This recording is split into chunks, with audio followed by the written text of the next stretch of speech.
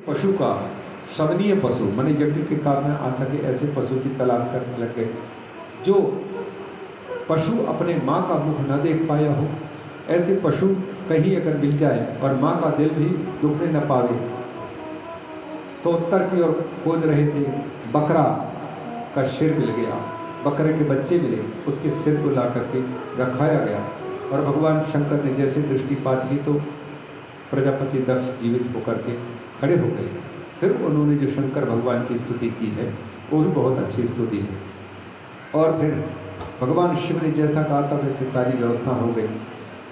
भगवान विष्णु भी उपस्थित हुए हैं, ब्रह्मा भी उपस्थित हुए। विष्णु भगवान ने आचार्य भृगु से कहा कि आचार्य यज्ञ अधूरा है, अब आप यज्ञ को पूरा कराइए। भृगु ने कहा महाराज, ब्रह्मा विष्णु महेश जिस यज्ञ में उपस्थित हो चुके हों, क्या वो यज्ञ अभी भी अधूरा है?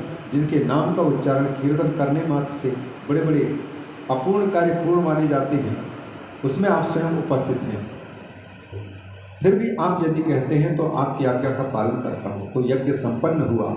इस प्रकार से दक्ष प्रजापति को पुनर्जीवन की प्राप्ति हुई। ये विशुद्ध बुद्धि वाला जीवन उनको प्राप्त हुआ और दक्ष प्रजापति के ये कर्मकांड में रचे पचे रहने के प्रतीक भगवान शिव ने ज्ञान ने उस पर जीत हासिल करके और प्रजापति को मुक्ति प्रदान करने की बुद्धि उत्पन्न करा दी। और सती का भी चरित्र पूरा हुआ और साथी के साथ में अब जो सती ने अंतिम समय पर जो प्रार्थना की है, उस प्रार्थना के अनुसार दूसरा शरीर उनको पार्वती हिमाचल की पुत्री के रूप में उनका प्रकट होता है। सती के पार्वती के रूप में प्रकट होने के पहले बहुत विस्तार से हिमाचल और हिमाचल की पत्नी मैना का चरित्र है। पूर्व जन्म में वो कौन थे उनका चरित्र दिया हुआ है। पितरों की कन्याएं, तीन कन्याएं जो हुई थी, उन कन्याओं में से एक मैना भी है। और कभी जब ब्रह्मा जी की सभा में उपस्थित हुए थे, शनकादि ऋषि वहाँ उपस्थित थे, तो उनको देख करके उन्होंने मर्यादा के अनुसार ना तो उनका सम्मान किया, तो शनक आदि ऋषि का उन पर शाप लगा कि ये स्वर्ग लोक में रहने के पितरों की कन्या कहलाने के अधिकारी नहीं है। तीन कन्या जिनके नाम तीनों के नाम दिए हैं, तो क्रमशः उनको मृत्यु लोक में जन्म प्राप्त करने का शाप मिला, जो कि क्षमा प्रार्थना करने पर ऋषि ने सनक सनंदन ने उनको बताया कि ये तुम्हारी पुत्रियां हैं, तुमको तारेंगी। तो एक तो बनी राधा जी की माँ, जिसने माँ को तारा, वृषभानु की नंदिनी राधा जी। उनकी माँ जो थी वो तीन पितर कन्याओं से बनी थी, और एक सीता की माँ सुनैना बनी और एक मैना बनी। जो इनकी तीनों की पुत्रियाँ जो हुई, सीता जी, राधा जी और भगवती पार्वती जी, ये कुल को तारने वाले बने। इनके बचपन की कथाएं जो दी गई हैं, उन कथाओं में आप रामचरितमानस जो सुनते हैं वो पूरे के पूरे, तो यहाँ 55 अध्याय में पार्वती का चरित्र है। और क्योंकि समय साथ दे नहीं पा रहा है, चरित्र तो सती का चरित्र और भगवती पार्वती का चरित्र इतना अच्छा है कि एक एक शब्द को छोड़ने की इच्छा नहीं होती। बहुत ही मीठा है और प्रत्येक बहन के लिए, स्त्री मात्र के लिए ही नहीं, बल्कि भगवान शिव का जो चरित्र है, उनके परिवार के चरित्र हैं, वो पुरुषों के लिए भी और माताओं के लिए भी आदर्श चरित्र है। नारियों के लिए तो बिल्कुल भगवती पार्वती और सती के चरित्र को लोग नहीं समझ पाएंगे, थोड़ा सा टेढ़ा है, पर वो भगवान के अतिशय प्रेम को दर्शाने के लिए उनका चरित्र है। और भगवती पार्वती श्रद्धा के प्रतीक है, उनकी श्रद्धा उनको देखने मिलती है। तो ये सब चर्चाएं आने वाले दिनों में, कल का शायद समय है, 7 दिन का समय भगवती के चरित्र के साथ में और पार्वती के चरित्र के साथ में। भगवान ने अगर कृपा की थोड़ा सा संक्षेप में अगर कहने का हुआ तो, नहीं तो भाग दौड़ में हो नहीं पाता है, ऊपर से जाना पड़ रहा। तो कुमार खंड के अंतर्गत भी 20 अध्याय, इनमें से भगवान गणेश की और भगवान कार्तिक के जन्म के और उनके बाल लीलाओं का, उनके विवाह का चरित्र है। और इसके बाद फिर जो 5वां खंड है, उनमें संहार लीलाएँ, मुख्य रूप से जो जलंधर है, शंखचूड़ है, विदल भक्तल आदि हैं, त्रिपुरासुर हैं, ये सारा का सारा ये जो चरित्र है मुख्य रूप से केंद्रित है त्रिपुर दैत्य को समाप्त करने के लिए। क्योंकि भगवान शंकर से त्रिपुरासुर ने ऐसा वरदान प्राप्त कर लिया था सती के जाने के बाद। तपस्या करके भगवान भोलेनाथ को खुश किया, ब्रह्मा जी को खुश किया। ब्रह्मा जी से वरदान मांगते समय उन्होंने कहा कि मैं अजर अमर हो जाऊं, ना अस्त्र शस्त्र से मरूं, ना किसी व्यक्ति के हाथ से मरूं। पर भगवान ब्रह्मा जी ने कहा कि मेरी सृष्टि में जो भी व्यक्ति होता है मैं स्वयं मरण धर्मा हूँ, इसलिए मैं अमर होने का वरदान नहीं दे सकता हूँ। अतः तो जहाँ जहाँ से मृत्यु की संभावना बनती है उन उन जगह से उनसे मैं ना मरूँ, इस प्रकार से शब्द मांग लो। तो उन्होंने वरदान के रूप में यही मांगा कि मेरी मृत्यु यदि हो तो शंकर भगवान के बेटे से मेरी मृत्यु हो, क्योंकि उनको पता है कि शंकर भगवान की पत्नी तो है नहीं, उनकी कोई संतान होने की संभावना ही नहीं। मतलब प्रकारानुसार से मैं अजर अमर होकर के देवताओं पर भी अपनी दादागिरी चलाऊंगा और पूरे पृथ्वी में अपने अनुकूल सबको राजा बनकर के जीऊँगा, अन्याय अत्याचार पूर्वक। अतः ये शुरुआत से ही प्रथम खंड से लेकर के और पंचम खंड के आखिरी तक पूरी की पूरी कथा वो त्रिपुरारी भगवान शंकर की कथा है, त्रिपुर के संहार के लिए। और उनके साथ साथ में जलंधर है, शंखचूड़ है, विदल भक्तल आदि हैं। ये 4-5 हैं जिनको 59 अध्यायों में इनके संहार की लीला सुनाई है। और आगे फिर जो है रुद्र संहिता है, वो शतरुद्र संहिता की। शतरुद्र संहिता में भी शिवलिंगों की स्थापना की और अनेक संहारकारी लीलाएं। कोटि रुद्र संहिता में भी इसी प्रकार की हैं। ये आपके सबके लिए बस ऊँट के मुँह में जीरा की भांति थोड़ा सा बूंद मात्र दिया है कि पूरे के पूरे ये सुनने के लिए तो या तो पूरे के पूरे मौखिक हो, श्लोक सहित, तब जाकर के इनके रहस्य सहित प्रकट किए जा सकते। तो कथा तो कह सकते हैं पर कथा का रहस्य नहीं प्रकट होता है जब तक कि श्लोकों पर दृष्टि नहीं पड़ती।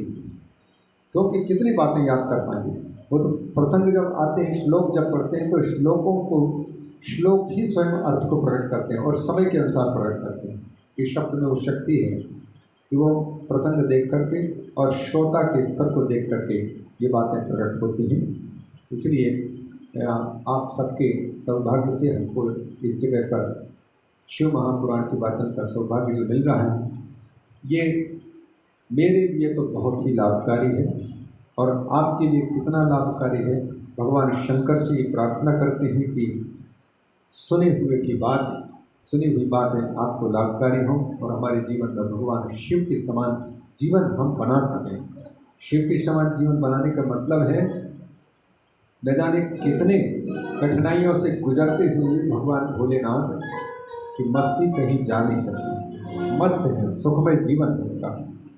और शंकर भगवान के चरित्रों में मुख्य रूप से आप देखते हैं जहर पान भी करते हैं। इसलिए हम लोगों को भी जो शंकर जी के भक्त हैं तो उन लोगों को भी ये समझना चाहिए, जीवन है अगर जहर तो पीना ही पड़ेगा, जीवन है अगर जहर तो, ऐसे है कि ना, जीवन में हम आए हैं तो जीना ही पड़ेगा, जीना ही पड़ेगा, जीवन है अगर जहर तो पीना ही पड़ेगा, तो पीना पड़ेगा। और जो जहर पी सकता है वही सबको सुखी कर सकता है। जो जहर पीने की कला नहीं जानता वो दूसरे को सुखी नहीं कर सकता, अपने को सुखी नहीं कर पाएगा, दूसरे को कैसे सुखी कर पाएगा। शंकर भगवान यही सिखाते हैं हम सबको, जहर पी करके दूसरों को सुख पहुंचा करके देखो, उस सुख का ब्याज सहित सुख हमको प्राप्त होगा, सुख पहुंचाने वाले को। ये चरित्रों के माध्यम से सुना से बहुत ज्ञान है, क्योंकि यहाँ पर अनेक बातें हैं फुर्सत में सुनने लायक हैं। आए आरती में सम्मिलित होते हैं और एक भजन या कीर्तन करने के बाद थोड़ा सा धैर्य धारण करके सुने।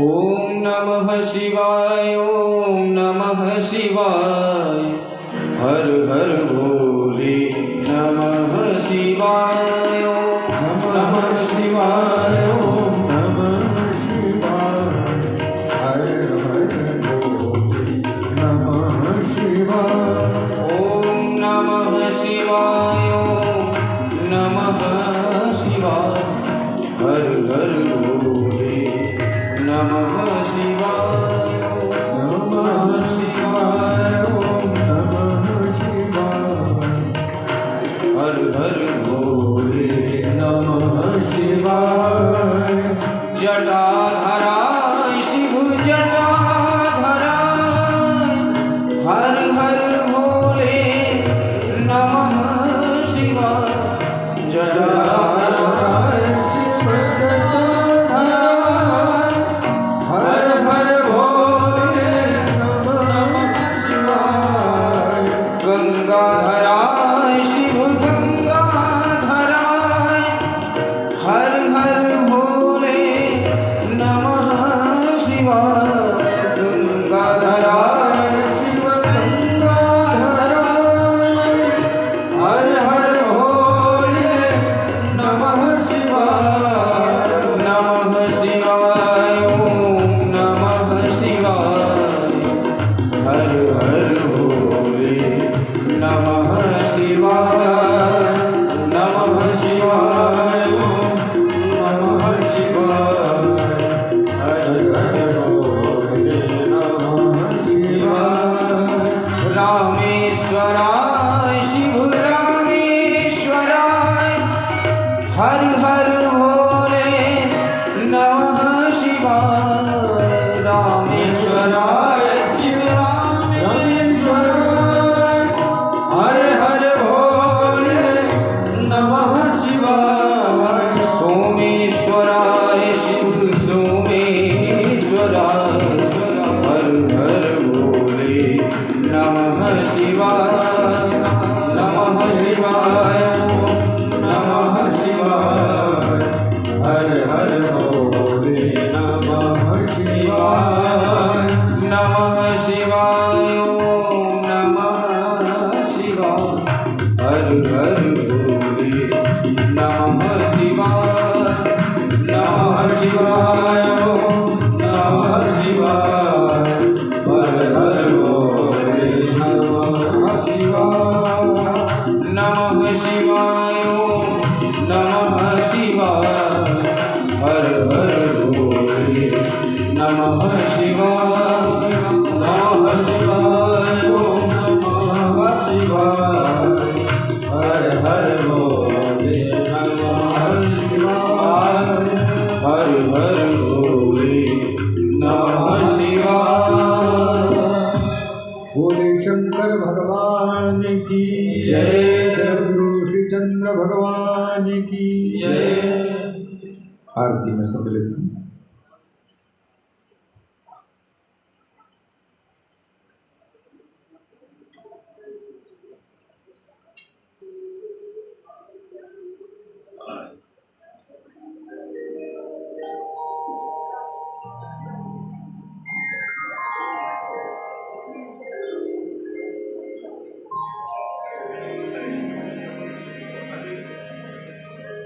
हरि ओम यदुं गवी प्रजननं मे सदसवीरगुं सर्वगणगुं स्वस्ते आत्मसनि प्रजासनि पशुसनि लोकसन्न भयसनि अग्निः प्रजा बहुलां मे करोतु नमं वयोरेतुस्नाशुधत्तः ओम जय शिव ओंकारा हरि भज शिव ओंकारा